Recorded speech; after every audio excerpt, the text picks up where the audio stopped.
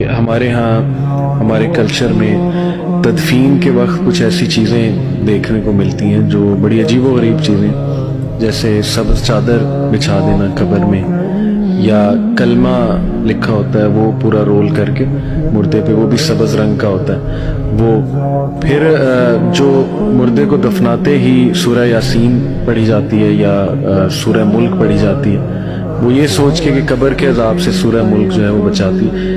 یہ حدیث سے یہ ساری چیزیں ثابت ہے۔ اور کیا نبی صلی اللہ علیہ وسلم سفارش کریں گے قبر میں؟